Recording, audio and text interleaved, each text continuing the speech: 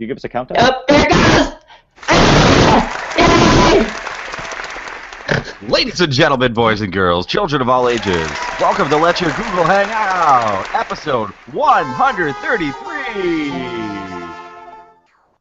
I remember when we hit 100, and now we're a third of the way past that. Okay, first up is Chucky. Ha! Oh, how's it going there, buddy?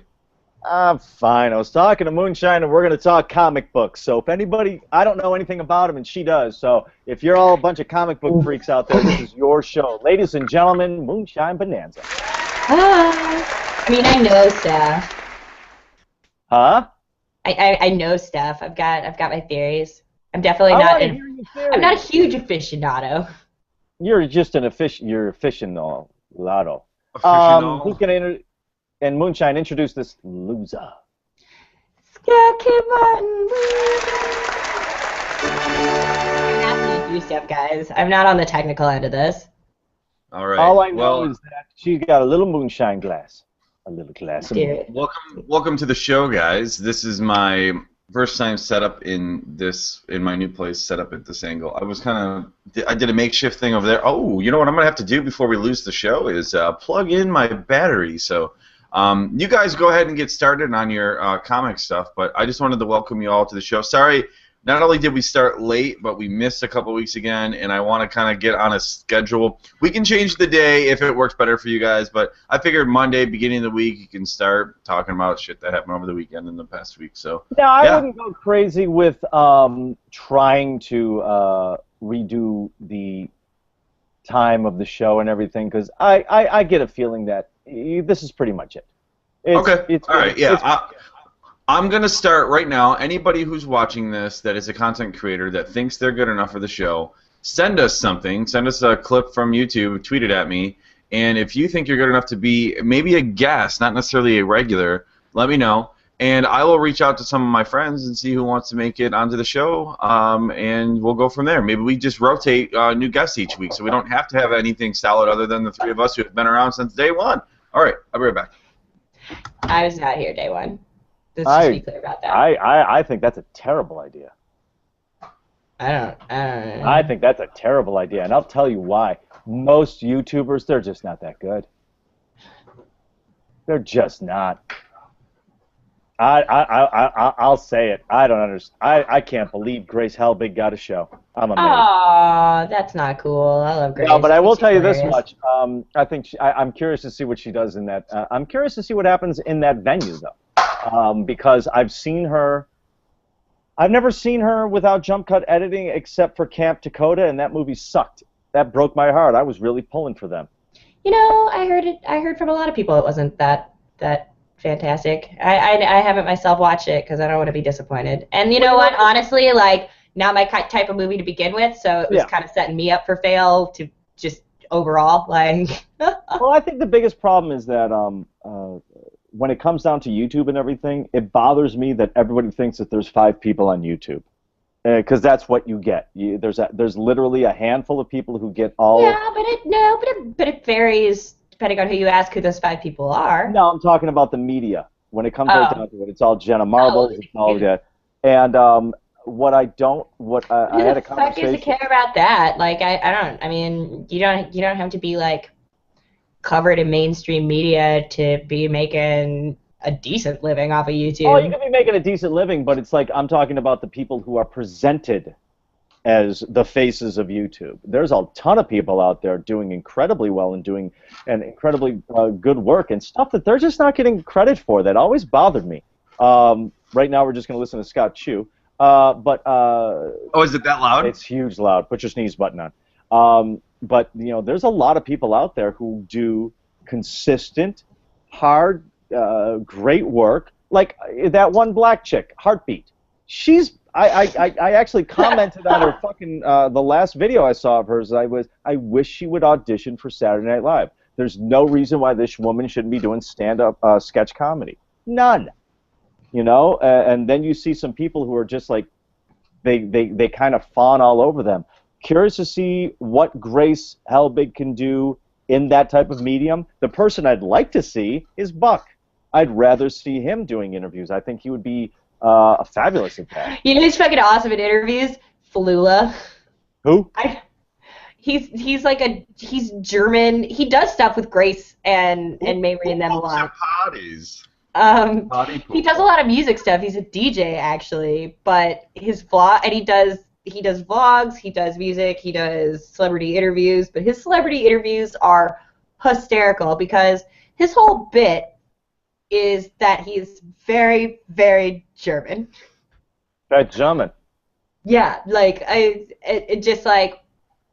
I mean, smart as hell. You could even tell because he'll do entire vlogs about how he doesn't understand an American colloquialism, like just like turns of phrases and stuff like that. Okay, yes, I've seen him. Yeah. And he'll do the full song covers just in his car, all live with the recording the samples. I thought it was actually an affected accent. I thought that was his shtick. Is he really from Germany?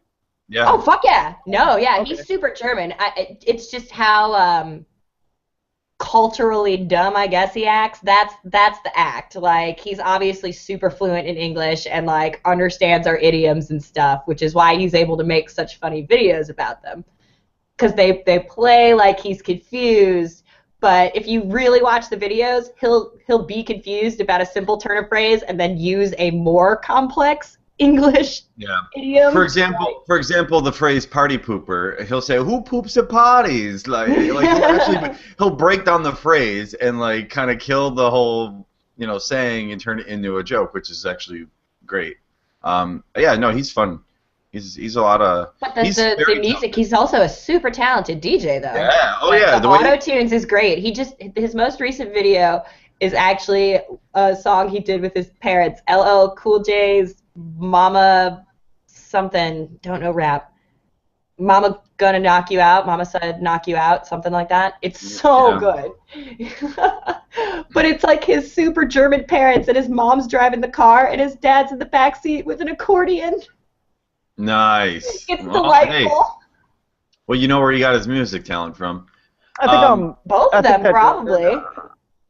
I'm just very curious to see how, and we talk, and Scotty, myself, and Tay talked about this. Last week, or the last time we did a show. Excuse me, where there is in the medium that we're talking about in YouTube, there is a huge difference between coming from a theater background, a band background, and making it work. Some people make it an easier transition. Some people work in a tight frame with jump cut editing a lot easier. Some people need a stage. Some people need the whole thing. It just depends on what resonates with you. Some people make the transition no fucking problem.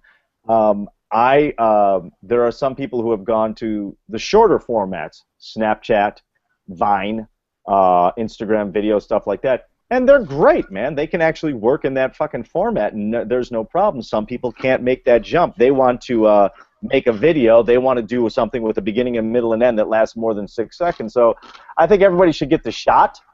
I think that they should at least get that chance to do that. And, you reserve judgment before anything actually happens, simply because, like I said, a lot of people blew a lot of shit towards Ben Affleck for getting the nod for being Batman. I'm like, well, why don't you let him do the gig and then complain about, what's up with him? You know why? Daredevil, that's why. Daredevil was just a bad movie. Daredevil was a bad movie all the way around. However, he did play Superman in Hollywoodland, and he was brilliant.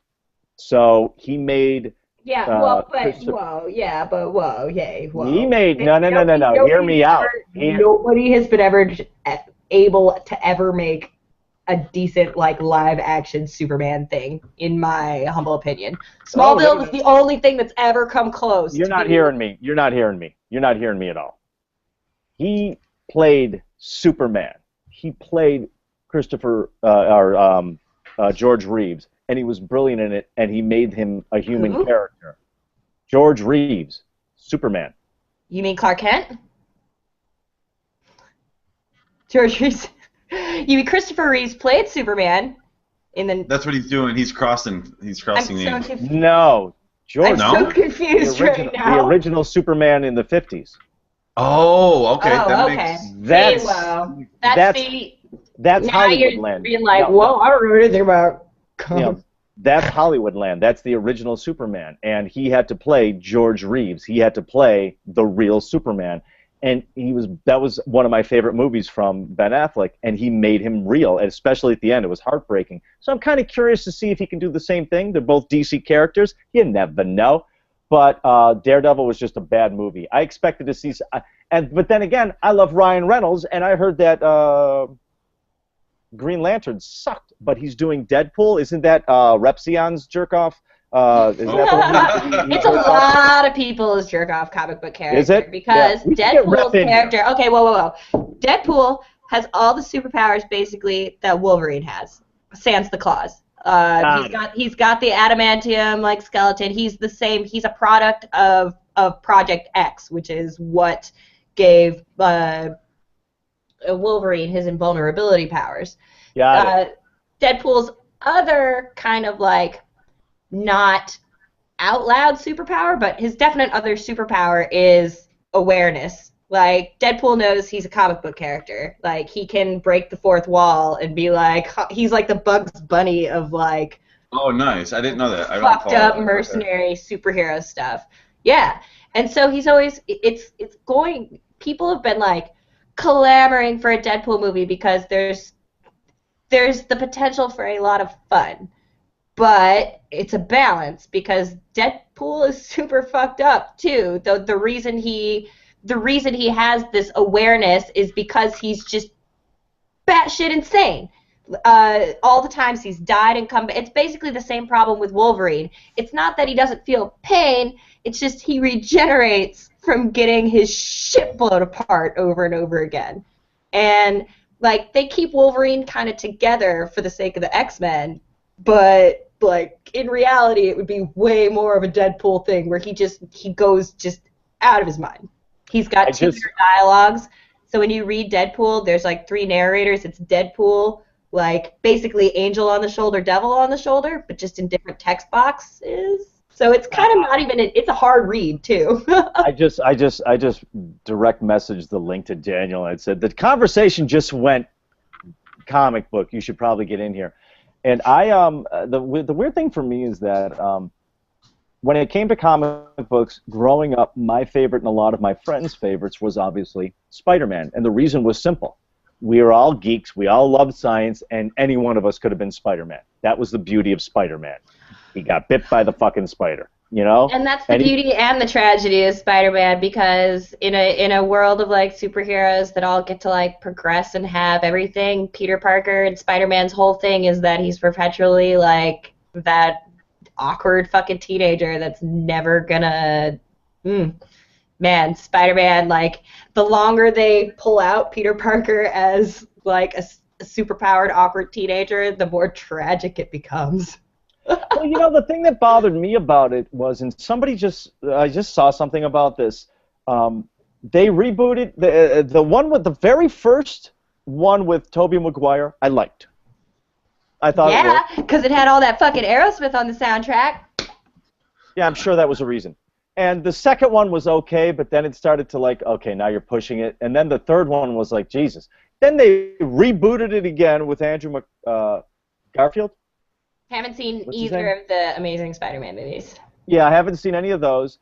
And it's like, well, wasn't the fucking Spider-Man movies just done with this other guy? And then I'm seeing that they want to take Pratt from Guardians of the Galaxy and possibly Christopher Pratt, and use him in a reboot of Indiana Jones. And I was like, why? I'm okay with that. No, I'm not. I'm not. I am. I think George Lucas and Steven Spielberg should leave their fucking movies alone.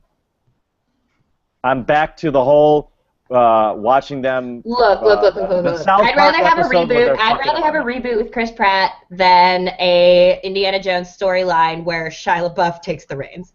Can I just throw that out there? I would rather them be like, no, we stop this now and we're gonna reboot it because. I don't think. No. See, here's the thing about it. I as a fan, get to choose where I go, no, I'm not watching anymore. I stopped watching Jaws after I've seen all the other Jaws. I just don't remember any of them or recognize them. I'm like, no, Jaws 1, everybody else can go fuck yourself.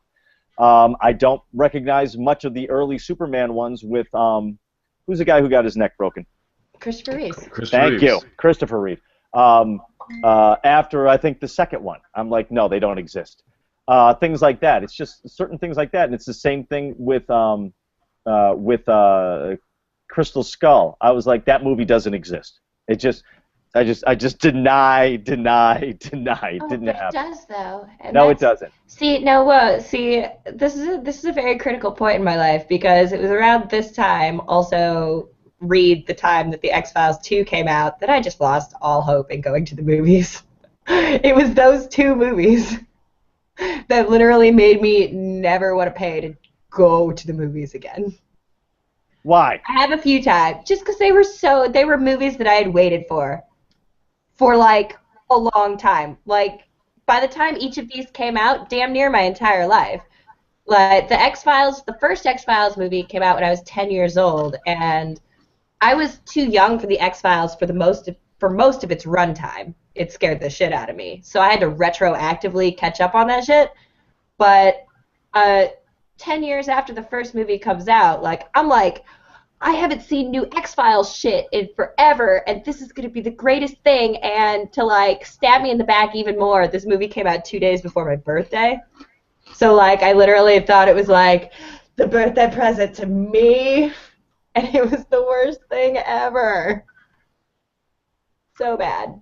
I was incredibly disappointed. I think you and I had a conversation with you where I said, you know what, if I had not heard that buried track on my X-Files soundtrack, I never, ever would have gotten the information that I needed to actually go, oh, that's what they were talking about. And it was I think it was after the Dust Brothers version of the X-Files soundtrack. It's at the beginning.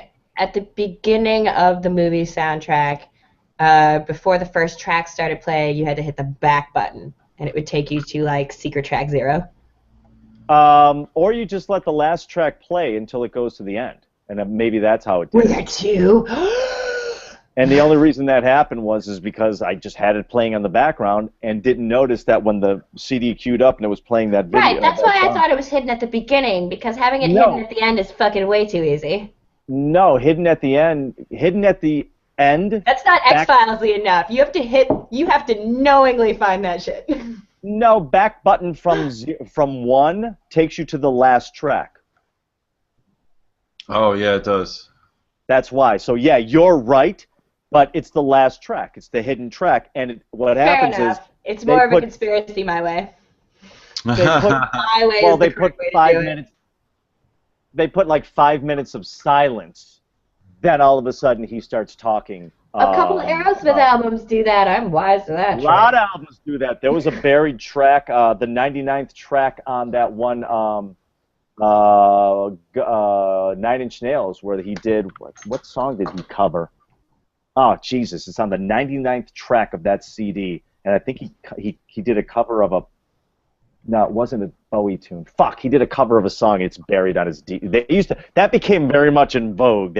It's buried on the CD, and it's it's there, but they just buried a track for you.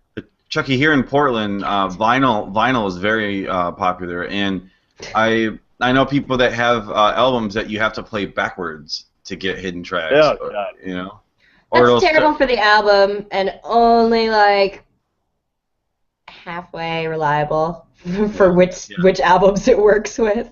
You know something? I'll never forget what one guy said when in the 80s there was that whole backmasking thing, and finally one of the artists went, "Do you have any idea how difficult it is to get something to sound good going the right way on an album? And now you think we're trying to make things sound good going backwards? So you just can't do it." And I never believed that your subconscious mind... you can, but it's going to sound weird and stupid forwards. Well, the thing is, there are no. What is? Do you understand the theory of backmasking as presented in the 80s or 70s or whatever? Satan is in all music. and talks to you? The theory was that they were God damn it, new recording camera. things. Why you do this? The theory was you're recording something backwards, okay? And your subconscious, and so low that you couldn't hear it, but your subconscious mind could hear the track that was being played backwards and would spin it forwards in your own mind. That was the theory. Satan. I was like, really? So I'm like, yeah, that doesn't happen, pal. That doesn't happen. Satan? I don't think so. Anybody else watch SNL 40? Because I know I actually haven't, but should. I did. Dana Carvey was totally. Did he do Church Lady? Because I'm a big fan of Dana Carvey. Well, if I can tell you, I watched a playlist of like 8 of the top popular ones that they put in a playlist, and then what I did was on Monday I turned my TV on, which I rarely do, and on NBC was a repeat of it. So a lot of what they I had already seen, but no, I did not see Church Lady. You know what I thought was a good one. I mean, as far as Dana Carvey characters go, though, it's pretty much, if you're gonna pick one, it's Garth. Oh yeah, well that happened. That happened for sure. Oh, I know it happened. I haven't seen it yet. I don't want to hear about it, cause here. Scotty, there was this one friend of mine. His girlfriend worked at a large agency, and they're like, he comes into the agency and there's a fucking box by the desk, and it's just filled with Dana Carvey's pictures and some other stuff. And they're like, what's this? And you're like, oh, the agency just dropped Dana Carvey, so now I got to throw this shit out. I was like, oh. And it was right after one of the movies that he did just didn't do well. See ya! Unbelievable how quickly that happens. They're was just it like, The Master of Disguise? I don't know which one it was. I can't remember which one it was. That's the last movie I remember having Dana Carvey even in it, period.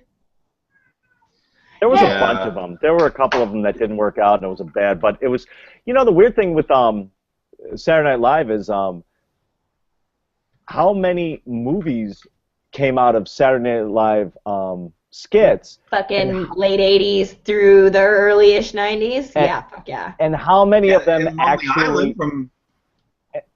Kind of. And how many of them actually worked? But how many of them actually worked? Because, like you said, you had Blues Brothers, you had some other stuff, but you had like you had movies like It's Pat and fucking Stuart Smalley's family thing. With Al Franken's character, Stuart Smalley. Yep. Is that it? I think so. And gosh darn it, people like you. Yeah, there was a couple of them. I thought that Superstar was terribly underrated. No, terribly people underrated. Love Superstar. Are you kidding me? People love that shit. And if you watch that movie, you'll see every movie that Will Ferrell will ever do in the future somewhere on his face. Oh, fuck yeah. I mean... Yeah. I don't know. Stranger Than Fiction. Yeah, there's a couple of more heartfelt. Will Ferrell can do heartfelt, but it has to be in kind of a buffoony way. Well, I think that his...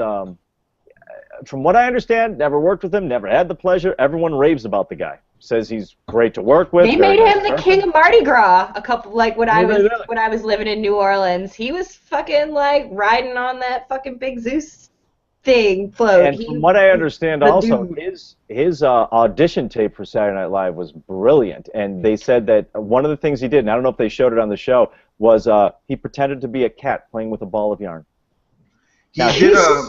Will Ferrell he still uses that trick. It's I'm a huge hairy guy, and here's something that is not indicative of a huge hairy guy. He uses that trick to this day. He was just on Jimmy Fallon doing some lip syncing and did Frozen and Britney Spears, and that's exactly I'm starting to get into him. That guy is fucking talented. I'll tell you what. Pretty much every show. He's an amazing host. Yeah, he was smart from the get-go on Saturday Night Live, and what he does with Timberlake is awesome. And then he just gets new media. He understands, like, almost every week he's got something that's going, like, mega viral. You notice It's that? like, well, it's like Chucky was saying earlier, though. Jimmy Fallon is the exact opposite of what Chucky was talking about. Some stage actors just can't transfer over to YouTube. They need that space. Fallon, in a live setting, is like giggly, like not put together mess, and that's part of what makes him so endearing. But it also is what makes him just ripe for new media stuff, because it's all about just those moments that make things viral, and almost everything he does, like his Reading Rainbow Doors cover, I just got fucking goosebumps. The Saved by the Bell. He brought the people back for Saved by the Bell. That was brilliant. Except for Screech, 'cause he's in jail. I was never. I can't believe I was like, are they going to talk about it? I was not a big fan of Jimmy Fallon's because he kept breaking so much. That's what I'm saying, though. And that never worked for me. However, I sat there and I'm watching him sing "Old Man," dressed like Neil Young, and he sounds exactly like him, which is not easy to do, to sing in a voice. And then Neil Young comes out, and they're singing together, and I was like, this guy's fucking talented as fuck. I love Jimmy Fallon is he's a mimic like a motherfucker. Yeah, very talented. If things get too real, he just can't help but laugh. Like the one time that I remember Jimmy Fallon just like literally ruining a scene he was in, it was a Will Ferrell scene, actually. It was the one where they're in the department store, and Will Ferrell pulls out the teeny tiny cell phone, and Jimmy Fallon just like literally can't finish the scene. He's laughing so hard. That was the reason why I believed, Scotty, that Drew Barrymore makes all of her leading men in romantic comedies look really, really good, because I'm not a huge fan of Jimmy Fallon's movies. However, the one that he did with Drew Barrymore, when there was the Boston Red Sox tickets, and he had... I was just like, Jimmy Fallon's been in movies, but you're right. He was totally in that one movie about the Red Sox. No, he was also in one with, I believe, Queen Latifah. That was just terrible. The taxi cab one. Yeah, but he was but Drew Barrymore, apparently she makes a leading man look great. Same thing happened with Adam Sandler. His romantic comedies with her were just... was so sweet, though. That was a really well-written movie. Well, the other one she did with him, what was the other one? There aren't too many movies that could choke me up at the end, and that's one of them. Honestly, wow, Adam Sandler kind of gets the cake with that, because Click made me cry like a baby, too. It's kind of stupid. Well, did you see him? What did you think of him? I thought Adam Sandler was brilliant. He was good in Punch Drunk Love. It's not the movie. A friend of mine produced that. It's not the movie that I'm not a big fan of that type of movie, that type of comedy, but I thought in Funny People, I thought he was great. I have not seen Funny People. I would like to see that one. I was not a huge fan of Punch Drunk Love. That was a little bit pretentious for my taste. A little dark. It was a little dark, but I didn't think it was pretentious, but it was a little weird, but it was a little heavy-handed at times, but when he was with... That's why I call it pretentious, though, the heavy-handedness, because it could have been a cute, like, kind of love story thing, but then they added all sorts of, like, the tiny piano, like, come on, like, just a lot of really like, convoluted stuff that I'm like, oh, Punch Drunk Love. Yeah, but the thing with Funny People was that I thought it was... As far as a performance goes, he tore that shit up, and it didn't do well. And then somebody finally said, oh, another stupid Adam Sandler movie, and they listed all of his serious performances where he was trying to do a performance, wasn't trying to do Adam Sandler. And they're like, that's how much money these movies made. This is how much money Grown Ups 2 made. What do you think he's going to do? He'd put out... And it would be a different story that even though Punch Drunk Love wasn't the type of movie that I would really want to watch, he was fine in it. He was actually pretty good in it. Funny People, he was great. But he was good. Punch Drunk Love was like weird. It was like, what if... It was a weird movie. What if every Adam Sandler comedy that's ever happened in the real world? So it's that same like underdeveloped dude with anger problems. It was literally like, whoa, let's just plug Billy Madison into like a serious dramatic situation, or Happy Gilmore, or any of those characters that is like, I'm a dopey child one minute, and then is like busting a door down the next minute. Those scenes like totally happened in Punch Drunk Love. Yeah, but exactly. But it's kind of like vocal inflection when you're saying something, or the tone of a voice. It's like you said. It's like he did the exact same thing in this movie. Now it's funny. Now it's supposed to be, what emotion you're trying to elicit from us. Buddy of mine's walking down the street in New York, bumps into something or has something, and is having a conversation with somebody that he can't see about their kids. Looks up and he's talking to Adam Sandler. And I said, what was he like? He goes, nicest fucking guy you ever want to meet. He's just sitting there talking to me like I was just a person, But I think that, when you start to see those, like, the thing is we were talking, I didn't see any of the movies that were up for the Oscars. You said you saw maybe, what did you see recently? 22 Jump Street. That was it. In 2014, maybe. I've seen pretty much a majority of the movies that were in awards consideration or are still live, because what I may or may not use BitTorrents, may or may not. I'm just saying, I get movies and I watch them. Like, for example, movies that I've seen that are really good, Boyhood, which I thought it was going to be just about a boy, right? It's 2 hours and 45 minutes, and it's over a 12-year span where the same actors are being followed around, obviously. And it's just real. There's so much that, like, pretty much anybody can relate to, growing up, boy or girl, having parents, maybe a split family with, step-parents, and just going through the trials and tribulations of life. And so anyway, that was really good. Birdman, which is just obviously took a lot of awards at the Oscars. That's like the only one I've was like, oh, when it came out, I was like, I want to see this. It looks weird. You need. Yeah, it is. It is. The director is brilliant. The cinematography is incredible. The acting is very good. Michael Keaton, obviously, I love very good actor. Edward Norton too. Yeah. He killed it. It was another one of those like you can't go wrong with those two. And in the same movie. We talked about this before we went live. One of my favorite Michael Keaton movies is Clean and Sober, which is an old movie of his, and I'm glad that he's getting the recognition that he deserves for his dramatic work. And I agree with Moonshine. Best Batman there was. Best Batman that was Michael Keaton. I would agree, for only because of the voice that they gave Christian Bale, or he gave himself. I really like him. He's a great actor, incredible actor in a lot of different ways. But I hate when Michael superhero movies Keaton try to didn't take need that themselves. voice.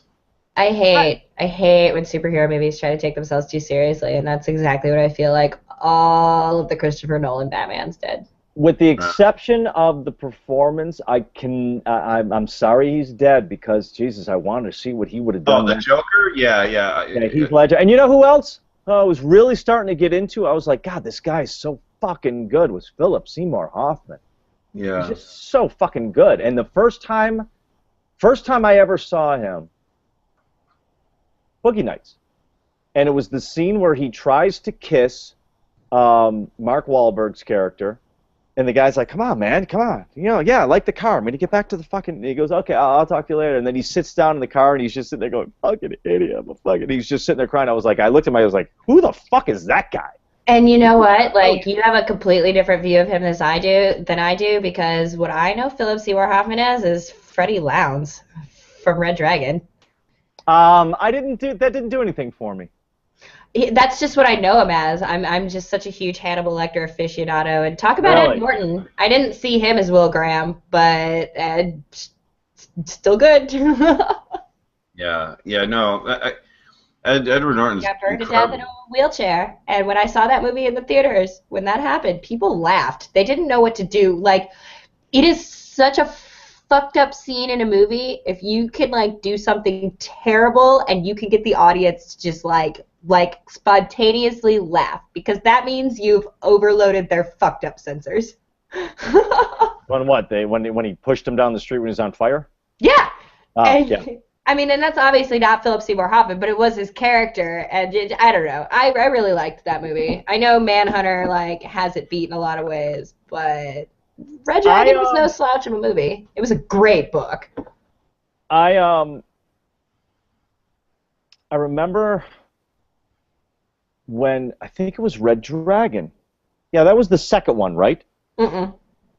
Was it? What was the second one? No, there was a second. Oh, come on. What came after Silence of the Lambs? Was there Hannibal. Okay, Hannibal, wait, thank you. Yeah. Red Dragon, Silence of the Lambs, Hannibal, and then Hannibal No, the movie. Rising. No, the movies. You had Silence of the Silence Lambs. of the Lambs, Hannibal, Red Dragon. Okay, when Hannibal came out, my roommates were psyching themselves up because they really wanted to see it and everything. Um, Great though. well, it was funny because I'm in my bedroom, and 4 or 5 guys are laughing hysterically, and I'm like, "What?" And I come into the room, I'm like, "What are you guys watching?" They're like, "Silence of the Lambs, come on in!" And that's when I realized Silence of the Lambs, one of the funniest fucking movies. After you've seen it a couple of times, it's hysterical. It's I the just watched it the other night. Yep. Still a great movie. My favorite I was part. having a My discussion favorite. about how it's not a lot of movies that you go back and watch are dated, and this movie came out in 1991. I was 3, and it doesn't seem silly to me. Like the hairstyles and the way they dress and the subject matter, it is all very like So timeless relevant. stuff. Yeah. Well, the funny thing to me is that works in all movies that are. It's all. It works in movies. It works in music. Guns N' Roses, Appetite for Destruction. I can put it on, drop the needle, turn on the CD, whatever. It doesn't matter if it's an 8-track cassette. From beginning to end, it's a brilliant album. Toys in the Attic, brilliant album. You know, Van Halen 1, brilliant album. I was Stuff having like a that. discussion the other night Huh? about Van Halen versus Aerosmith, and I feel like you can only really love one of them. No, I don't think so, and I'll tell you why. Those are 2 totally different types of. While David Lee Roth is a blues singer, he ain't a blues singer like Steven Tyler is. And And that is a very, very smart assessment, sir. yeah, I applaud you for that. no, but you cannot compare the guitar players. Joe Perry's guitar work Very and sloppy. they're very different They're players. super different. Yeah. Like I will give that to Eddie Van Halen all day long. Like that dude can wail and is very technical and is very put together as far as like at Aerosmith guitarist. Joe Perry's got the style. Brad Whitford's got the skill. Yep. Joe Perry is all over the place. When you watch him play, it looks like I don't know, someone doing like the type of painting where they take the brush or just like at the canvas.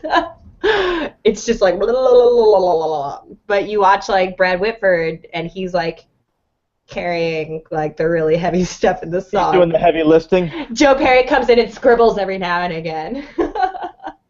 I was watching. My roommate Lynn likes to watch. What is it? Crossroads or something on CMT where they'll take a rock act and a country act and put them together. And Taylor Swift ended up with. Taylor Swift ended up with. Come on, Chucky. Def Leppard, which hurt my feelings on a lot of levels. But you know who ended up with Aerosmith? Who? Carrie Underwood.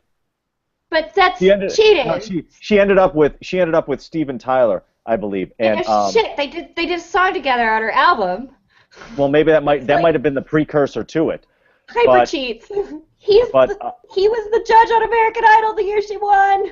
Oh shit! Good point. Good point. I never watched America. He like plucked her out of a crowd of millions and was like, I like you. Was it Carrie Damn. Underwood who was with him? Hang on one second. Let me find out. Totally. Man! He also does stuff with Pink. I gotta He's find out. always liked her. Hang on one second. Well, yeah, no, like it's all very like put together already. Have you seen Moonshine? A viewer asked if you guys had seen Magnolia. Did you Oh see my my dog God. just passed out? You see these guys just over here passed out? Are you No, drinking? You know box I watch wine? myself. Yeah, of course. Are you- What kind of wine is that? I don't know. This is like the tinier box of wine. It's not a Franzia. Corbett Canyon. Pinot Grigio. All right. Anyway, aside from you were right. Oh, you're right. It was Carrie Underwood and it was Steven Tyler. Aside from her being a phenomenal vocalist, the funniest thing to me is, um, of course, he does Dream On and everything, and they mixed it in with another song that they were doing, and he gets to the one part of that song, the iconic scream. It still sounds exactly like it used to sound. I think it sounds better now. I mean, not now necessarily, but Steven Tyler's young voice is very different from his voice with a little age on it, and the only way I could describe it is Steven Tyler's voice has a lot of texture to it, which is I know it's a feel word, but he really does, and that the original recording of Dream On was recorded in like 1970 when he was like 17 motherfucking years old, or like 20, I guess, by the time the song actually was recorded. He wrote it when he was 17. The thing about it is that he still has that voice, and she said something about his voice, and he said, well, I'm glad that you appreciate my rasp. And the texture. And the fact that he recognized that about his voice, he says, yeah, there's a certain rasp to my voice which allows me to do what I do. And that's literally from like the moment that like Steven Tyler first hit one of those high notes, and like 10-year-old me was like what just moved inside of me? I don't know what that was, but that just like moved my soul a little bit. It was CMT's Crossroads. It was on Crossroads, and they got a chance to do that together. And I watched them, and I was just like, Jesus, some of the pairings that they had with some of the bands were kind of. Because I have a friend who just started a CMT reality show. Huh? I just had a friend who started a CMT reality show. How much CMT do you watch? Occasionally it's on, but that's it. Just those. She likes Party Down South too. I've heard of it. I just haven't. I don't watch it. Who was it? Oh God. See, I don't want to like throw this out there because I only know her by her stripper name. No, don't worry about it then. No. I think she's good though. I mean, I'm pretty sure that was a thing. No, it was her whole thing. She was like, people call me Trouble. Yeah, fucking Trouble, Megan. Nice. There was a couple of people that I watched, and like I said, when I was watching the Taylor Swift with Def Leppard, I was just going, I don't understand the pairing. Like, I didn't know about Steven Tyler and Carrie Underwood. I did not know any of that, their history together. So that makes a little bit more sense, but they worked so well together. But I couldn't understand. I was like, what's the connection between, because they did Lady Antebellum with Stevie Nicks. It was brilliant, because listening to those types of layered harmonies on Rhiannon was pretty fucking cool. You know, one of the other things I love about Aerosmith though is that not only are they blues, they're also extremely country. Garth Brooks remade one of their songs, and it sounded amazing. I Don't Want to Miss a Thing was originally a country song. Not too many people know that was a fucking remake. Well, that was 2 Out of 3 Ain't Bad. The Meatloaf, the Steinman song. There was a documentary with Steinman, and he goes, I actually wrote that as a country song. It was written as if Johnny Cash would sing it. And he starts playing it the way it was originally written, and he goes, I want you, I need you. Garth Brooks redid a song on Get a Grip called Fever. Yep. And Fever sounds like a fucking country song to begin with. It almost sounds like country as Aerosmith, and with a couple of like the looter verses changed to like more country, I guess, stuff. I don't know.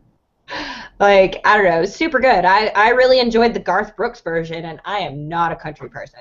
Yeah, the weird thing, I saw the weirdest thing, and it kind of broke my heart a little bit, because they took 5 or 6 country songs over the past couple of years and played them together to show how it was, when they talk about a formulaic type of song, and it was 5 or 6 songs that they just put into the program, and they said, now you're listening to this song, now you're listening, and it was the verse of one, verse of another, chorus. They mixed them all together. They were all the same key. I saw it was country. It was a sound engineer who was in school still, and he just threw together like 8 country songs or 6, and it blended together. They literally were singing about the same things, and the everything was the same. It was unreal, and a couple of my musical more far better musician friends than I will ever be. We're just like, this is the stuff that drives me crazy when you have music that you literally could just plug and play. You could just take this one, put it was like when they were talking about the Beck Beyonce thing, where he was like, "Oh, you've got to talk about the artistry of Beyonce," and they're like, Beck wrote and played all the songs and all the instruments. She needed 16 producers and all this. No, 23 writers. He can play 16 instruments. She can't play any, or that I'm aware of. Her voice is an instrument. I mean, to her credit, her voice is an instrument, and so is her ass. But I mean, I don't know. I definitely think that Beck was disturbing. Well, it was weird because like when you're talking about the stuff like Moonshine's talking about, when she says, "I first heard that and it touched me," there was something about that. Now when you hear voices, because they're so overprocessed and tuned and auto-tuned and everything, you're not even really listening to them. You're not even really listening to the person who's playing the guitars or the drums or whatever. It's a different. Music is very, very artificial. And art shouldn't be artificial, dude. It shouldn't be artificial. And you know, I was talking to a friend of mine about the Oscars. I said, "You watch the Oscars?" And he goes, "I have no interest in watching a bunch of assholes, Hollywood assholes, jerk themselves Chucky, off." you missed Lady Gaga. Everybody knows her as. No. I saw her. I saw that performance. Well, that's her wheelhouse. That's what she went to school for. That's what she's a musical theater. A lot of people don't know that. They're like, "Oh my God, I hate her," and I had no idea she could sing like that. I'm like, she's classically trained. That's not. No, she's not classically trained. I don't know if she's classically trained. But, or whatever. Yeah, but you're not talking. That's not Lady Gaga. That's Stephanie Germanotti. Yeah. There's a difference, you know. And I thought she did opera. I don't know if she did opera or what she did, but that's her wheelhouse. And the minute she came out and she started singing, people were like, "Oh my God!" I was like, "Oh no." When you see her sing with Tony Bennett, that's her in her real element. That's what she should be doing, because she's a phenomenal vocalist in that regard. But we know her because she's different. She wanted to go outside of the box and be like this bizarre. She wanted to replace Madonna. Basically, and she essentially Cher did. before her. Yeah. Yeah, but here's the thing about it. I sincerely hope that she would make a transition into that type of music. Nicole, I'm going to destroy her name, Scherzinger from Pussycat Dolls. You know who I'm talking about. Yeah, exactly. She was on the X Factor, I think, or she was a judge for one of the shows. Go ahead. Well, she just got cast as, oh God, I'm not a big fucking fan of his work. You say the Pussycat Dolls, and all I think is Strip Club the band. Andrew Lloyd Webber is bringing Cats back to Broadway, and she's playing the Betty Buckley role. And the thing that bothers me about that is, like, you're making the role younger and younger and younger. The Cat's supposed to be old. It's the same. It's weird when they start younger, making the social commentary, though, like animal rights. I couldn't hear what you said. The mother of my cat Pooter Toots was named Mr. Mistopheles. The mother. There you go. But she's gonna go and she's gonna do that song. I heard her sing that shit. Scotty, she's got a brilliant voice. She has a beautiful voice that lends itself to that element. I think that these singers are kind of selling themselves short by doing pop music when they could be really doing a little bit more than that. Like I said, looking at Gaga. Are they selling themselves short, or are they like? Well, no, I'm sure they're making a lot of. Well, I'm sure they're making a lot of. Because if you've got the talent and the smarts to like be commercially successful, then why? Like, yeah, but you have to understand something, Moonshine. You can't sing. That's the end of it. You know, I'm talking about people who have that kind of voice. The money at that point, yeah sure. I understand. I understand that Lady Gaga, I'm talking about the vocal aspect. The vocal aspect. I'm talking about the vocal aspect too, because some of the greatest singers on earth, like the opera singers, the people that hold the high singing in the regards, it's very niche. And like, do you want to be like the best, or do you want to be successful? Because those things aren't mutually exclusive, and you have to know that. No. There's a problem with what you're saying. The good stuff will naturally rise to the top, but. No, No, you can because we were away when we said this. Because of technology, you don't have to be able to sing to be successful. You go on stage and That's you're doing a show, totally different way of approaching the vocal. Totally 100%. different way. I That's what understand. I'm talking about. That's what Are I'm you talking kidding about. me? You and Like, I are don't. Yeah, I know. No, I'm with you on that. I'm with you on that totally. Are you kidding me? Like, Steven Tyler sounds so close to. It's so good. The shows. I mean, being live. Like, I am totally down with like live music, all of that. What I'm saying. I don't know where I was going with this. I'm a little drunk. a little. All right, let me go back to the movies we were talking about. We Just had somebody ask. We had somebody ask about if either of you have seen Magnolia and what you thought of it. No? Tom Cruise. I've never seen a Tom Cruise movie. Wow, you've never seen Top Gun? Not all the way through. I've seen the cliff notes, the gay stuff, and then the sad stuff, and then the end. Wow. The fact that it was the fact that it was the most homoerotic movie ever, Yeah. up until Interview There's with a certain Vampire. movies at this point in time that like pop culture lexicon has shown you all you need to know. Pretty much. Like the volleyball scene, like a barrel roll, some like dramatic stuff, like Bunch of high guys. fiving at the end, like the girl jumping up and like the spin kiss, like yeah. You've pretty much seen the whole thing. You've seen That's the what I'm movie. saying. You've seen the movie. I Okay. I think that one of the things about the Academy Awards that I don't Tom like. Cruise was in Magnolia though, right? I'm not just like Yeah, he was great in it. okay. That movie was that was inspired by a bunch of Amy Mann songs. And the one scene when they're all singing the Amy Mann songs was brilliant.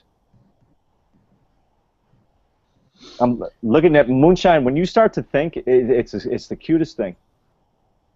No, I'm just thinking about the movie I haven't seen in context of the music I've never heard. Yeah.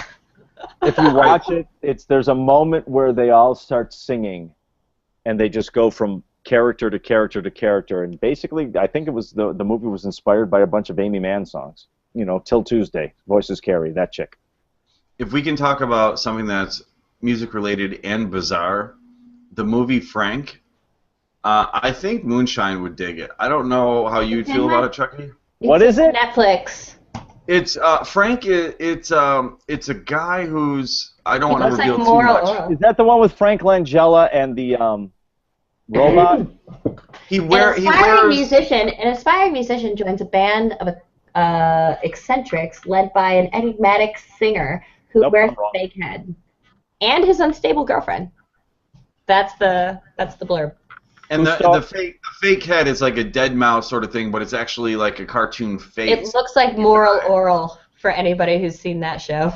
Nice. So I watched it. It's kind of bizarre, but it's worth watching. It was I wouldn't rave about it, but I would say it's good enough because it's different, you know, and I like different. They basically go out to a cabin to record. Once this guy like finds them, probably on like Craigslist or somewhere, and then Frank is just this bizarre guy who reveals himself by the end. You see like what his deal is, but So anyway, is it that was interesting. found footage type of no, deal, not- like a no. mockumentary. No, not at all. Not at all. Okay. Well, no, it's not a mockumentary like that, but it's more of like, you know, Title tap. they become an internet sensation. They kind of base it like YouTube is the reason why they get any sort of recognition. They're gonna play at Is it supposed to be like it's set in the real world? yeah, they're playing at South by Southwest. That's their big break, and so then you know, so obviously you're gonna if you watch it, you watch it. But so Birdman was good. Boyhood was really good. Frank was not bad. Guardians of the Galaxy was obviously a very good movie. Horrible Bosses. I just watched the first one and the second one back to back the other day, and the first one got good reviews. Second one didn't. I actually thought it was a pretty good sequel. It's stupid. You don't expect like anything deep. You're not like going into it like you're gonna learn anything profound or anything. It's just funny. It's Well, then it kind of breaks the rules of a sequel. Like a good sequel is supposed to expand on the universe without taking away from it too much. Okay, so they do kind of play off of the first one where they're trying to like kill their bosses because they're horrible, and the second one they're trying to pitch a sales deal on a product and they get somebody to bite, but then there's a twist, and then they take the whole movie trying to get through it so they can be their own bosses, and that's as far as I'm going to go with it. So, but Jamie Foxx is in there. You know, you've got other actors that come in. It's good. I thought it was not great, but it was good enough to watch. And then I don't know. I started downloading a bunch of them: The Theory of Everything, The Good Lie, The Drop, The Big Lebowski. I was like, all right, I want to go old school rather than just all 2014 movies. And then I don't know if you've heard of like Saint Vincent or Predestination, Wild. So anyway, there's those, and then the new show, Better Call Saul. I started getting into that. In fact, I think there's an episode going now on the East Coast, and then in the West Coast in a couple hours. But Better Call Saul is a spinoff of Breaking Bad. It's the lawyer of Heisenberg, Walter White, and that is actually a great show so far. It's getting better. Have you guys watched any of that, or have I lost you already? I've never ever got into it. I've never seen an episode of Breaking Bad, dude. I haven't got a fucking clue what's going on there. I've seen a few episodes of Breaking Bad. I haven't actually sat down and done the whole series yet, but it's kind of one of those like next thing on my list type of things when I'm ready for something fucking real, because Vince Gilligan is an X-Files writer, and so Yeah, I'm brilliant. automatically in. He's an awesome writer to begin with, because if you go back and look at the ones that he wrote and directed, it's just like, wow, dude, you've got some chops on you. He's got some really great episodes under his belt. And I've seen the first 5 episodes. Let's put it there. I stopped because I was like, whoa, I can't do this right now. Like, that was basically the whole reason I stopped, because I'm like, I ain't gonna be able to stop. Like, whoa. Well, the dangerous part, but also the convenient part, is that you can now go watch all of them, and anything that's been It's been all on Netflix since I've seen the first 5 episodes. So this is about the time span we're talking here. I never watched it while it was on. The first 5 episodes I saw were on Netflix, and the whole series was there, and I stopped because I was like, "Gah, I can't do this right now." Yeah, no, it's something I definitely think you should go back. It's sort of like Dexter. Everyone was raving about that like 4 or 5 years ago, and I never got into it only because I didn't watch it, and I want to. I gave up on Dexter a long time ago. Still have not seen how the series ends because it ends better in my head. I got into Mad Men and then lost it. Got into Orange is the New Black and lost it. Got into New Girl, kept up with it. Got into Girls. Of course he did. Wow. Yeah. Oh, it's a great show. It's a great show. I will not. Hey, look, I'm not ashamed to admit that. And I still know, to this because day, I have relentlessly given you shit about it since the very first time you said I liked oh, people. I can relate to it. I live on my own. You know, they're late 20s, early 30s, and I think there's a lot of good one-liners in there, especially for Schmidt's character. He's kind of metrosexual. I get accused of being metro or gay all the time. I guess all the reasons why you love the show are probably why I hate it. You like fucking relate to one of the characters, and like I feel like I should relate to fucking Chick, but I don't at all. You feel Never completely had left out. anything. Yeah. Because you're more of like a dude in a woman's body. You really are. You're like a dude nerd who, I don't know, Who walked out and got tits and a vagina? Yeah. Yeah, right? No, this is true. Anyway, we could go on and on and on about The part movies about and myself stuff. is that I totally agree with you. I just, I always have this weird thought about myself, and I was like, if I was actually a dude, though, I'd still be straight. Is that weird? Like, if I was a dude, I'd be all about fucking chicks. Totally. Wait, so I don't know if you just came out of the closet or if you're saying no, I get it. No, That's cool. I'm just like wicked straight, I guess. Yeah. I'm so straight that even if I imagine myself as the other gender, I'm still straight. Yeah. Because if I had a dick, I could totally like be like, yeah, like no, I could totally get the appeal of that. No, I get it. That's good. That's all I'm saying. Moonshine, did you know that that I have a girlfriend now? I did not. You should grill him on this. We don't know if we approve of her yet. Where is she?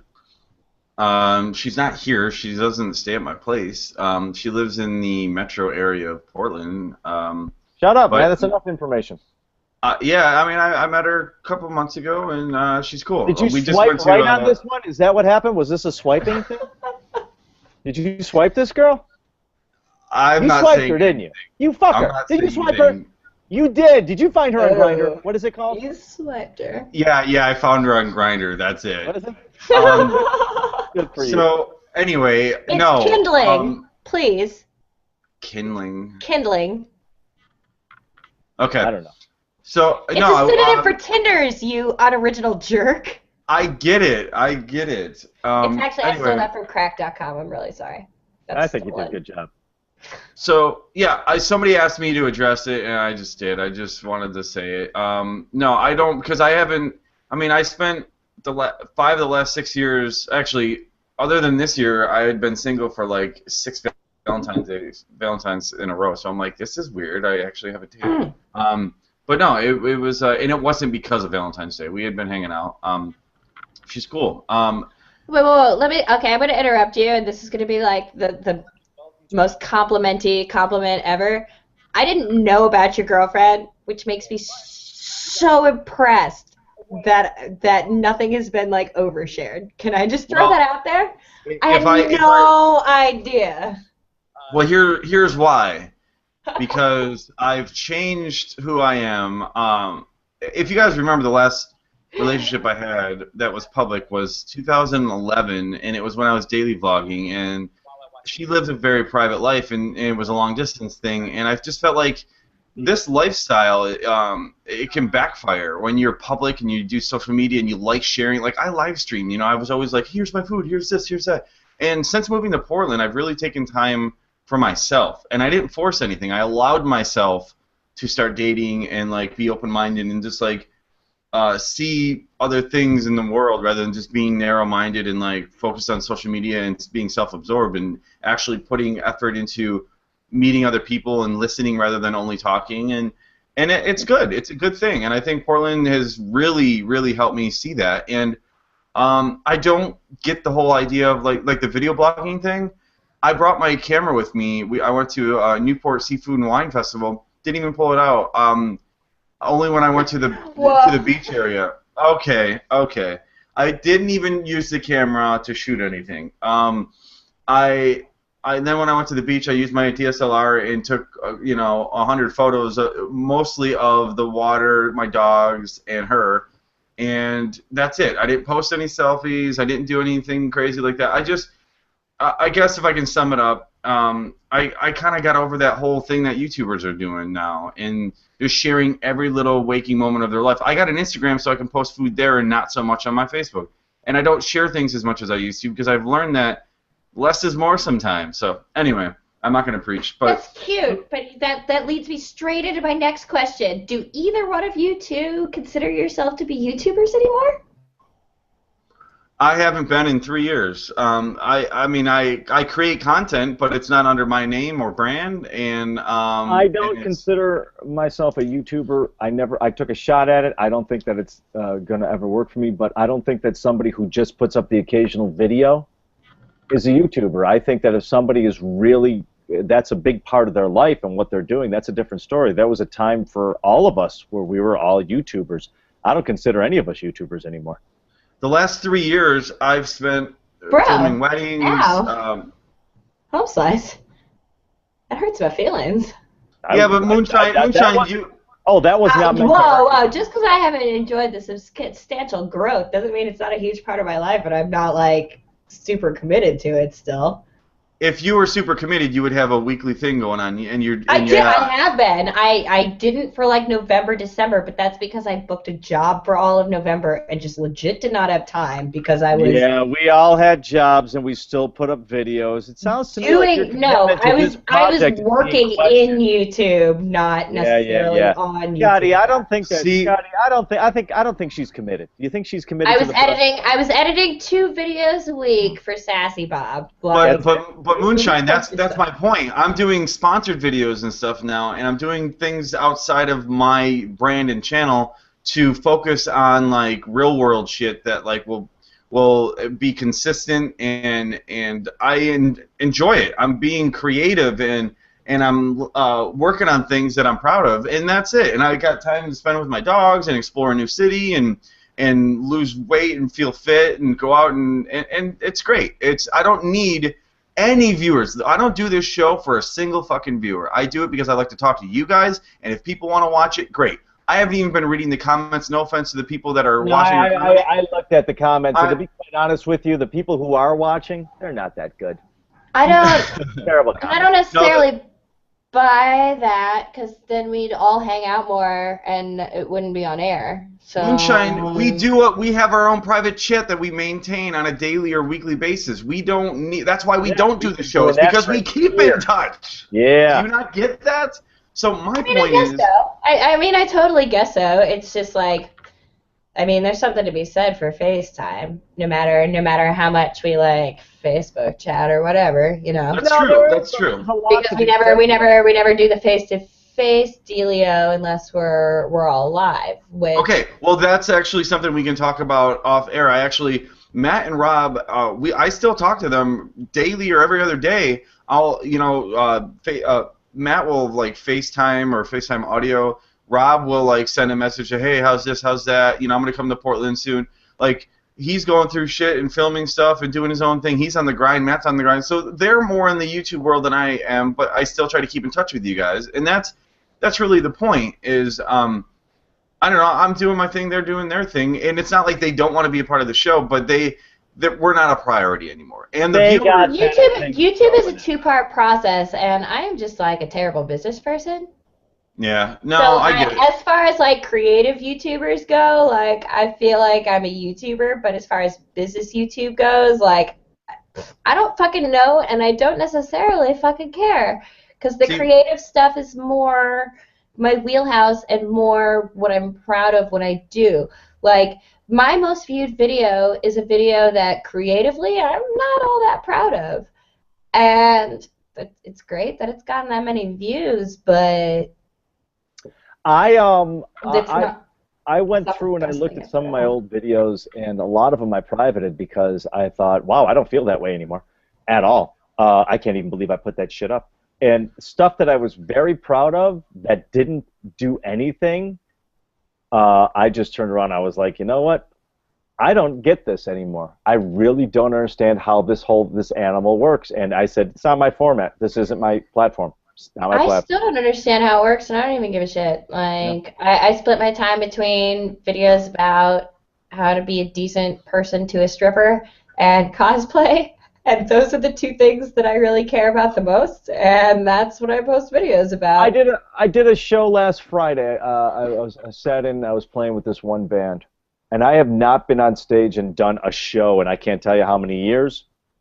Didn't matter. It's like I'm very comfortable in that world. Feels like first time. You know, and that's just how that works out. But it's like it's weird when you walk into something and you're like, I don't need to learn anything here. I've been doing this for a long time. I'm very comfortable with being with a band. YouTube, there's no one way to YouTube. There's a million different ways, and that's the nice thing about it. And you find what resonates with you and everything. But whether it's or not, nice and the shitty thing about it. It's whether or not having like all that freedom is something that you can like work with, or something that really constrains you because you start thinking in a certain way. Well, it's kind of like this. All right, I had a shift recently. I will write an entire video around one joke that I think is clever enough for a video. Well, when I started doing my last gasp at it, my last attempt was when I was doing How Do I Get There, because what it was I would make something up and then immediately improv the entire thing. I don't like scripting anything, just go and do it. And then finally, one of my viewers sent in something, and finally she was the one who figured it out. Oh, it's imaginary. It's not a real place. Because people are like, well, how do I get to the Eiffel Tower? And it's like no one's, and I wouldn't tell anyone how it was going, what the concept was. I wanted them to figure it out, and it was I had more fun doing those, Scotty, than anything else. I think that but here's my point. This show allowed me to talk to people and get my thoughts out. Facebook's allowed me to keep in touch with family, and also when I have something like major, thought-provoking, or groundbreaking for me, I will share it or get feedback on something, which is why it's still my #1 social media site. But I just feel like, yeah, it's a platform. It's a variety of things you can do on the platform. It's like a stage. You don't have to do one type of thing on it. But I lost interest. I've seen. I think I'm jaded, but I've seen these people from like, early days, making no money on it to turning it into a career, and now they're sellouts, if you will. And the idea of sellout, like doing sponsor videos, that's not what I mean by it. I mean like the old school YouTuber wasn't flashy, wasn't buying $1.4 million houses or super sports cars and like looking like they just got off a yacht. They wore everyday clothes, which is what the allure there that was like. It was like, wow, these are people I can relate to, rather than, oh look, first world problems. Like, really? And I've never lost that. As much as I've been self-absorbed at times, I've never lost that idea that I'm better than any viewer. Here's my 2 cents on that whole thing. People used to talk about the YouTube community and everything. You know who I blame this whole thing for? John Green and Hank Green. They, the guys like that who. Oh, VidCon. Oh God, yeah. And the thing was, they were like, oh, it's a YouTube community. I said, no, it's not. Now, once a YouTuber gets to a certain level, they're not going to hang out with their friends anymore, dude. That's what happens with life. Well, YouTube is no longer a community. There are colonies. There are sections. There's a beauty guru. There's sports. There's vlogger, there's sketch comedy. Pranks, there's this guy, there's that guy, there's musicians. And then within there's more branches. But the thing about it is, like, original covers. But here's the thing about it. Because you're fighting for views, and because there's money on the table, okay? Cutthroat. It's cutthroat now. That's it. What will you do for me, rather than, you know what, let's pay it forward, and then maybe it'll come back to me, and if it doesn't, oh, well, I still had fun helping other people. That's the idea of life.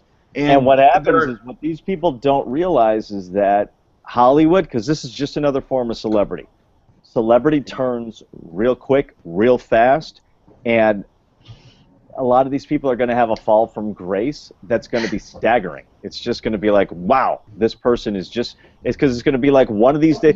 Dude, I assure you, you know what's going to happen? There's going to come a time when everyone's going to be the same thing that happened with, what did Kevin Smith say? He was talking about somebody, and then he goes, well, yeah, but then all of a sudden you're Pauly Shore. And people started laughing, and he goes, no, I'm not making fun of Pauly Shore. There was a time when Pauly Shore was huge. He was fucking Dane Cook huge, and then next day people were like, I like Pauly Shore. They were like, fuck Pauly Shore. Same thing happened with Dane Cook. There was a while where Dane Cook ruled, and then it was like, fuck Dane Cook. 05 to 07, he was soaring. I always thought it was because Dane Cook only ruled because I was 13. Nope. Whatever it was. No, seriously, whatever it was. That first Comedy Central special that came out when I was like 13 years old, and that was the funniest shit I'd ever seen in my life. Oh yeah, his original stuff was great, but but like record block. That's what Joe Rogan said. Joe Rogan and I were talking about it one time after a jiu-jitsu class, and I said, I don't understand Dane Cook. He goes, of course not. You're not I know. I don't give up. That's, well, okay. Me and Joe Rogan one time were talking after a jiu-jitsu class. And that's actually kind of what happened, but okay. So anyway, what happened was, so after this jiu-jitsu class, me and Joe Rogan were talking, and I mentioned Moonshine. He said, don't know her. And then I asked him, I said, I don't get Dane Cook. And he goes, of course you don't get her. You're not a high school girl with a vagina. Why would you understand? There you go. I totally... I once had sex with a guy in high school because he kind of looked like Dane Cook. I'm not even fucking joking about that. Yeah, that's sad. But they but no, I mean he was also my weed dealer, so.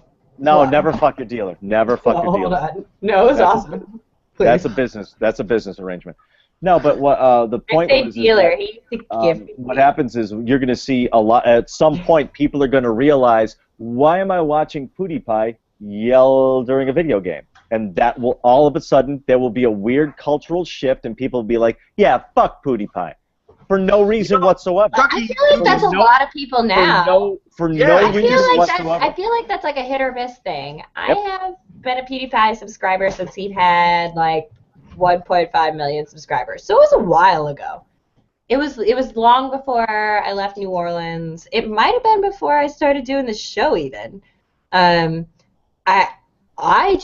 I find him comforting for some reason, and I know the like screaming and shit is not for everybody, but for some reason I'm just like, haha. What Chucky just described though is a majority of YouTube, where you look at Nigahiga and Smosh and those guys, they're innovative, they know how to stay relative. PewDiePie, he is annoying as shit, but he's kind of funny. That's not even true though. He's been doing a lot of new stuff. Oh, you're biased because you're a fan of him. Let me say it from Devil's Advocate, from the other standpoint, okay? You think I don't know Smosh and Nigahiga though? Like, okay, but you're not fangirls. My point is, you're talking about a gamer, you're a nerd, you're a gamer girl, you get it, you think he's funny, you get his sense of humor. Not everybody's going to agree with his sense of humor. Not everybody's female, and not everybody is a teenager. With a vagina! You're like a vagina! Like Moonshine, you have this dichotomy about PewDiePie, whoa. Tell me PewDiePie. I'm done in a minute. You guys, female audience? No, you're not hearing what he's saying. What he's talking about is... I'm hearing yelling about having a vagina. That's what I'm hearing right now. No, but what it is... Probably 70% of his audience are teenage males, okay? But I'm saying, true. For people like you that like males, obviously you're so straight, and you're a gamer and a nerd, and you find him funny, and he posts a lot of videos, and they're not bad quality, they're just annoying to me because of the pitch and the approach and stuff. He posts regularly, and it's quality 15, 20 minutes. He doesn't cut corners. He's thorough, which is why he's number one. He posts constantly. But that's his thing. That's his style, and people get that, and they'll stay with him, and he'll stay relevant. What I'm saying is, like Chucky said, people evolve, and those teenagers someday are 21-year-old college students or graduates, and then they have a family. They're no longer interested in fucking slapstick stupid shit from other people. And they move on. That's what happens to a lot of YouTubers. You sink or swim. And I never cared to even paddle or doggy paddle. You know what I mean? Like, I just didn't give a shit. I went against the current. Yeah, the thing about that is that when you're talking about, okay, once you start throwing money in there, once money becomes part of the issue or part of the whole thing, okay. Actors can't be friends. Why? Musicians can be friends because there's always room on stage and they just want to play. Actors are always in competition for that role. YouTubers used to share their views until YouTube became broken, and then views became a very, very, very commodified. They just don't do that anymore. Chucky, it was. Here's what. Go ahead. Sorry. No. Go ahead. It was video responses to get noticed, and then it was submissions for some sort of contest, and then it was shout-outs and cool box, or like sub for sub, or like put me in your box, because when you subscribe from the channel page, which used to be where everybody was driven to, then you're automatically subscribed to their 15 friends. So it's almost like a click. And then when they decided to throw that out and change the algorithm again, then it was collaborations, and then it was sponsorships and MCNs, which is multiple channel network, and that's it. Now but now both of those things are falling out of grace too, because YouTube is now the sponsorship videos now have to get cleared by YouTube, right? They do. They have. What that is, yeah. Okay, if I can, I can't go into detail because legally I can't. But if I can summarize what you're saying, yeah, there are certain branding things you have to follow now that aren't just like you used to be able to just click. You can't put the logo. That was it. Okay, you used to be able to just click. Jesus Christ! Ask me a question. Let me answer. So let's say I'm drinking a Pepsi in my thing, and I say there's not a sponsored video, even though they didn't sponsor it, but clearly I'm drinking a Pepsi, and then they have a Coke pre-roll. That does not work with any sort of advertiser. So they made you click on a box, and that worked for a while. But then when sponsors are like, wait a minute, you're burning in ads, and that has nothing to do with the mattress I'm selling or the makeup that you're putting on your face, No. So then YouTube regrouped and said, what can we do now to fix that? And now they're going, you got to do this, and if you don't, you no longer have a job. And we're at their mercy. So Moonshine's right. You do have to change a lot of things, and there's way more detail. I'm giving you the Reader's Digest version, but well, the thing is what we were talking about before, as far as the way things change and everything. My point is now YouTubers have become actors. Now they're in competition with each other. I think our definitions of YouTubers is different. The guys who are actually the guys. Here's my definition of a YouTuber, Moonshine. Somebody who You're a doesn't content creator. Somebody who doesn't do anything else. That's what pays the bills. That's it. Anybody else is an amateur. Those guys are pro. When you break when you go pro, it's a different world out there. It's a totally different world. Because when you're doing I still make my living off the internet. Yeah, but you make your living off the internet. You don't make it off of YouTube. That's part of it, but you are not a YouTuber. If you took away all your other stuff, you'd be broke. I don't like that. And I don't honestly think you got far enough into being a YouTuber to really ever own up to the moniker. So I don't accept that from you. Sorry, bro. That's entirely up to you. I don't understand where you're basing that on, but that's fine. Because you gave up before it really became something you really loved. I think the moniker of being a YouTuber is how much you were committed to... No, you're wrong. No. You can just stop talking because you're wrong. You're totally wrong. I was totally committed, but then I got to a point where I was like, you know what? I'm committed, but it's also like you know what? This isn't going to happen, and I'm kidding myself if I think it is. So why don't you do what you really? Here's the deal: a YouTuber doesn't need to see it as a job, in my opinion. Well, that's your opinion, but I would think that the guys who are making 50, 60 grand a month would probably disagree with you.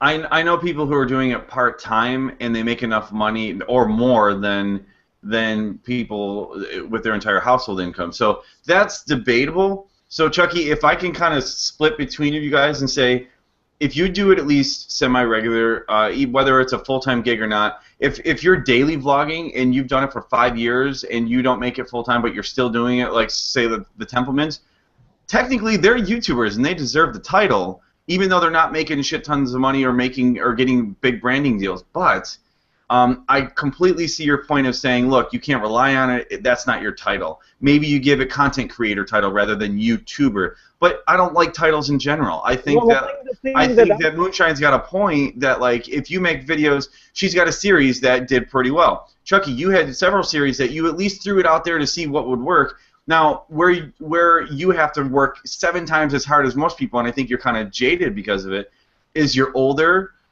You've tried a variety of things, not only music-based. I'm jaded about it. There was one point where I went, you know what? Not my format. But the thing that turned you off, Chucky, is the exact same reason why I don't do it. You've seen the politics of it. You've seen where people don't help each other out, even when they're your friends or colleague, if you will. You know, somebody that does a similar thing. But you shouldn't expect that. You do it because you love it. Like Moonshine's. Go ahead. No, my point is this, and this is the point I was trying to make with Moonshine.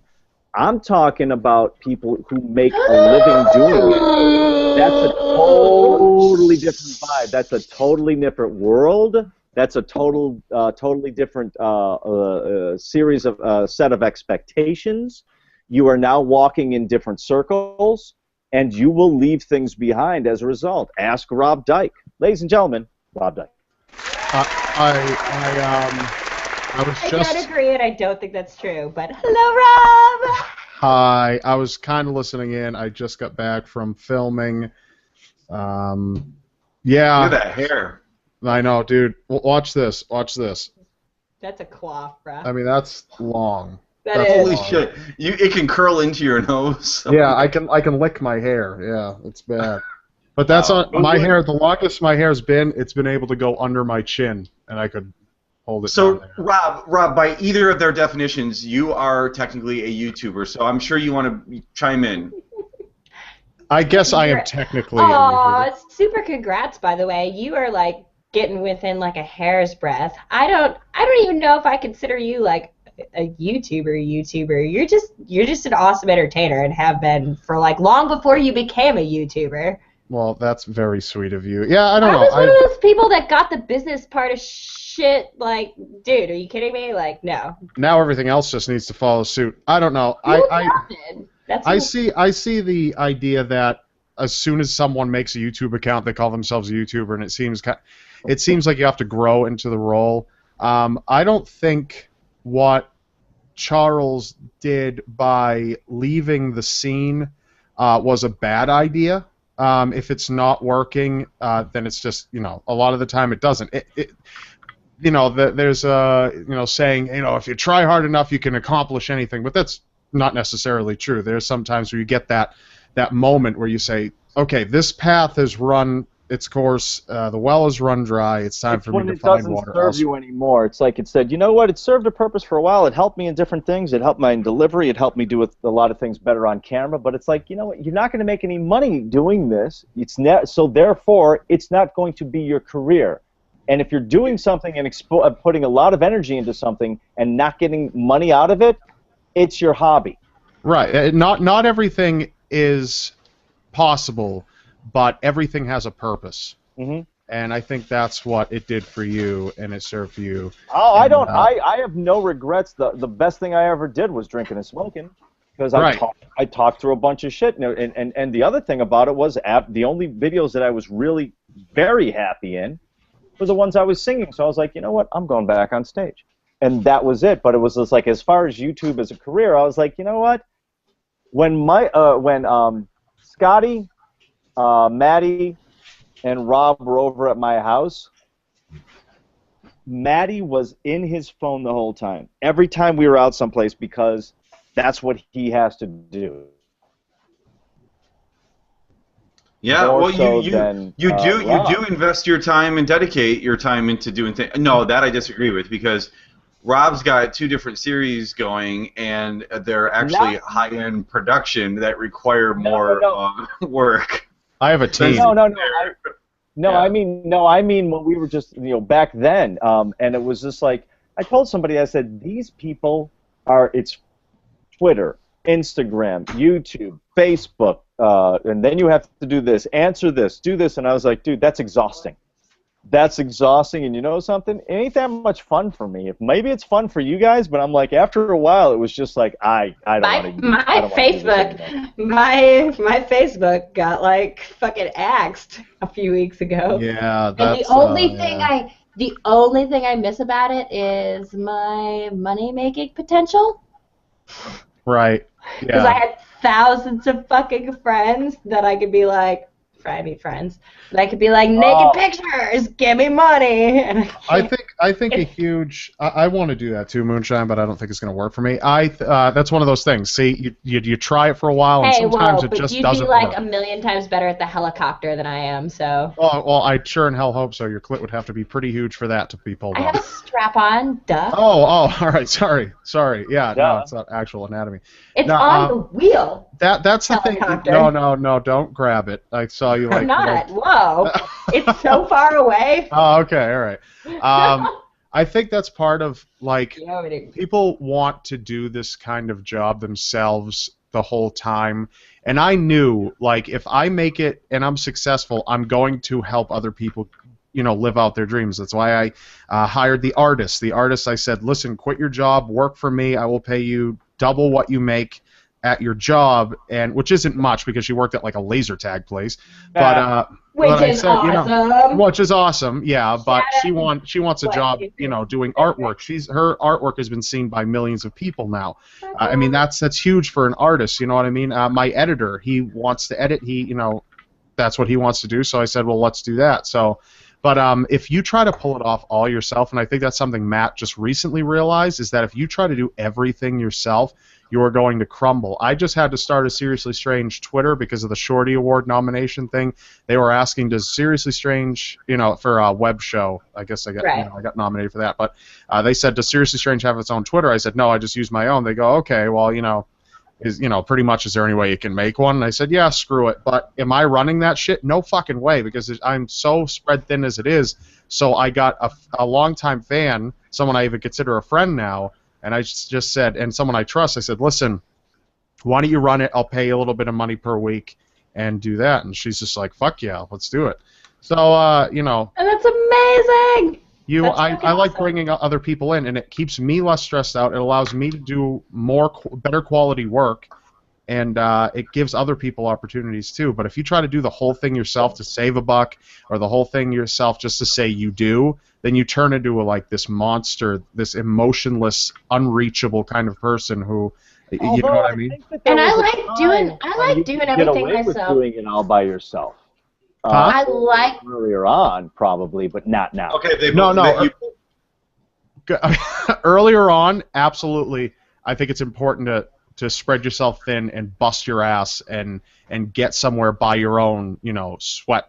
You know, I mean, earlier in YouTube's development, you could do it all by yourself. Oh yeah, because there was none of this high quality production. This was like, you know what I mean? This is, if you look at all of the videos from like 7 years ago, it's nothing like it is now. I mean, you've got Freddie Wong there. I mean, his productions are insane. You know what I mean? You got Corridor Digital there. You never saw that shit. Rocket Jump. You've got people doing this crazy shit. And they never did that at the beginning because people were still getting, okay, what the fuck is this? People didn't give a fuck. You couldn't make money off of like putting some real effort into stuff. And I do all the stuff from my own channel, which, as it's been discussed here, I'm not a real YouTuber. Whoa. No, not Jesus. Really. Just mean to throw that out there. But she's just basically what she was. She's a groupie with a job. That's basically Moonshine's gig. She's a gopher with a job? What? No, she's a groupie with a job. Oh, groupie. I thought you said gopher. Wow. And sure, I'm a groupie. I'll throw that out there. Like, I'm the first one to admit that. But holy shit, no. Come on. I've held, like, I do all the stuff for my own channel. My own channel might not be huge, but as I stated earlier, I am more on the creative side of stuff than I am the business side of stuff, and you can't hope to be a successful YouTuber without that business savvy. But I've worked as an editor, and I've worked as a writer, and I'm just trying to find where I fit within the entertainment industry, because that is the industry where I'm most apt to be successful, because that's what I love to do. And I don't know if it's acting, I don't know if it's on-screen talent, I don't know if it's editing, I don't know if it's fucking writing, but what I do know is that I love being a part of a team that's used to entertain people, and that is me as a cam girl, that is me as a stripper, that is me as like what I do. You got to remember something. Cartoonist, an artist, everything. When you're talking about, like the Oscars, any one of those movies, you know, it always comes down to the director and, you know, the handful of Oscars that they give out. There's a fucking army of people who made that movie happen. An army of people. I'm looking to be above the line. Let's put it that way. There you go. No, that's good. That's good. Yeah, that's good. No. You have to define that. Do you want to be above the line talent or below the line talent? And those are actual terms you learn in film school. Like that's actual. That's it. I mean, does she want to be a key grip or does she want to be an editor? You know, there's a difference there, a huge difference. But if we can go best off as a writer, if you want my like opinion, but I would need good people to work with. I'm not a lone writer. I'm not someone who could like by myself come up with something super brilliant. I can bounce off of other people. I could write a gem of a joke here and again, but it's all about the people you put around. What I think a lot of people don't realize, or they need to at least experience it, and I mean experience it on all levels, is if you're talking about a career in what you're talking about doing, Moonshine, is you need to get on a real movie set or a real television show. Not work with your friends on a video to see what that life is really like, because it's not easy. New Orleans, I don't know if you knew this, is a huge hub for movie making now because Louisiana does not charge taxes there to shoot movies there. So I am familiar with both above and below the line stuff that has nothing to do. That's partly why Breaking Bad was filmed in Albuquerque. is for filming costs way Oh, less New than Valley. Mexico, the New Mexico And Film also, Board, they've got the Texas. highest rate of meth addiction in the country. You know, Hell yeah. there's a whole bunch of the places right now that's how they're pumping up. Well, that's what's killing the economy in Los Angeles is that not a lot of shit's filmed there. After Katrina, Louisiana almost had to do it, or else New Orleans never would have been able to rebuild. New Orleans' population is still half what it was. They still have yet to even get back to the point where they were before I graduated high school, and that was in 2006. Well, didn't a bunch of people who got shipped out after Katrina aren't they still displaced? I mean, they're shipped not out? You mean people that had to evacuate with their own money and just never had the money to move back?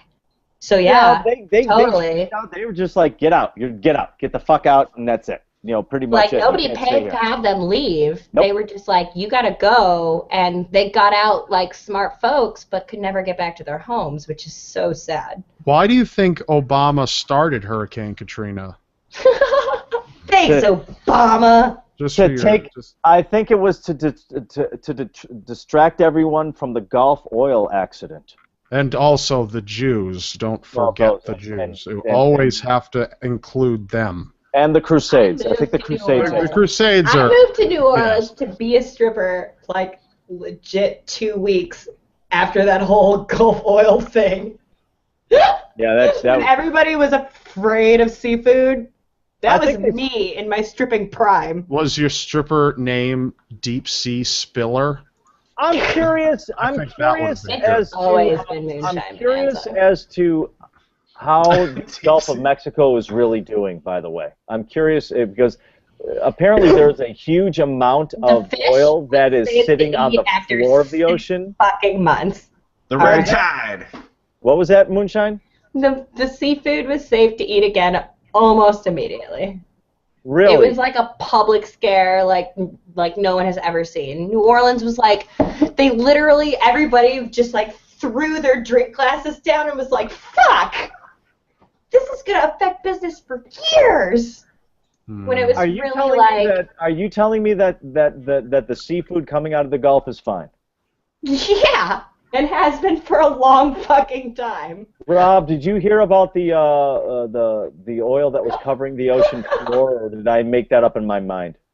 Oh my God, I've heard the same with the 2011 tsunami. I think Radiation? they're kind of based in the same kind of. I have no idea because I've never been to either place, but Radiation wave. I can say for a fact that I've eaten seafood caught out of the Gulf of Mexico within the last 5 years. that might explain your factual. third breast. That would explain a lot, actually. I had my breasts way before I moved to New Orleans.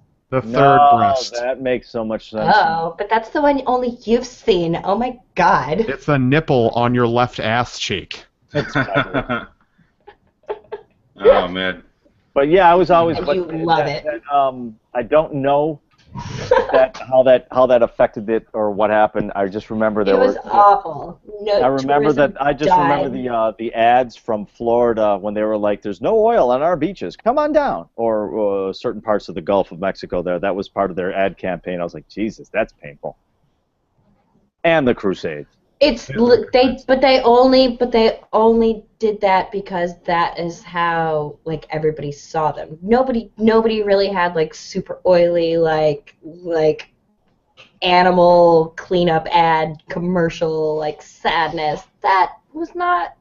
I mean, sure, the ecosystem, blah, blah, blah, all that, but as far as like edible seafood and stuff like that, there was literally like maybe 3 to 4 months where it's like the sushi was more expensive, blah blah blah. People were like, Oil's pretty expensive. I have a tough time. not in a coast town. It's not though. I mean, It's you stick it. You beautiful stick and the amazing. sushi right in your gas tank. Yeah, I just have a tough time wrapping my brain around that. Going, really, 4 months is all it took, or a handful? How long did it Do you take? know how big the sea is?